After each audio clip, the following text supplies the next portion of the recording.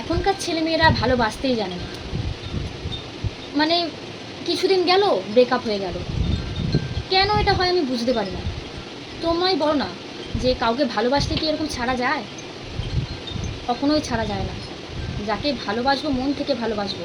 এখনকার ছেলেরা কী ভাবে বলো তো, মানে মেয়ে মানে কিছু একটা মানে খুদ দেখলে ছেড়ে দেয়, না তুমি আমার টাইপের না, আমার অন্য তোমার থেকে ভালো বেটার মেয়ে পাবো আমি, এরকম এরকম ভাবাটা ঠিক না, একদমই ঠিক না। আমি বলবো যে যেই মেয়েটাকে ছেলেটা কষ্ট দিচ্ছে, সে মেয়েটা দরজা বন্ধ করে একা একা কাঁদছে, সবসময় একা থাকছে, আরে ছাড়ো ভাই, এরকম করো না। সেই ছেলেটা তো তোমার যোগ্যই না, তাই তোমাকে ছেড়ে দিয়েছে। এমন কাউ তুমি ভাবো যে এমন কেউ তোমার লাইফে আসবে, সে তার থেকেও অনেক বেটার, সে তোমাকে ভালোবাসবে। আর যে ছিল, যে পাস্ট, সে তোমার যোগ্যই না, তাই তোমার কাছে তার কোনো মূল্য থাকাই উচিত না। তাই ঘরের দরজা বন্ধ করে কাঁদা, স্যাড সং শোনা, এগুলো সব মানে আগে হতো।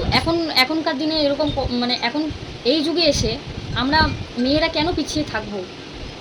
সবসময় ছেলেরা কষ্ট দেবে, মেয়েরা এরকম দরজা আটকে এরমভাবে কাঁদবে, কেউ সুসাইড করে নিচ্ছে।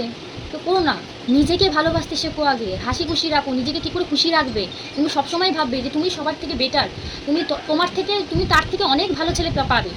ভগবান নিশ্চয়ই তোমার জন্য কিছু ভালো করে ভেবে রেখেছে, তাই তার কথা ভেবো না। সবসময় হাসি খুশি থাকো, ঘুরতে যাও বন্ধুদের সাথে, নিজে ব্যস্ত থাকো, নিজের মা বাবার কাছে টাইম দাও। ওইরকম সেই সব ছেলের কথা ভেবো না যে তোমাকে কষ্ট দিয়েছে, ভালোবেসেছে। নিজেকে নিয়ে একটু ভাবো।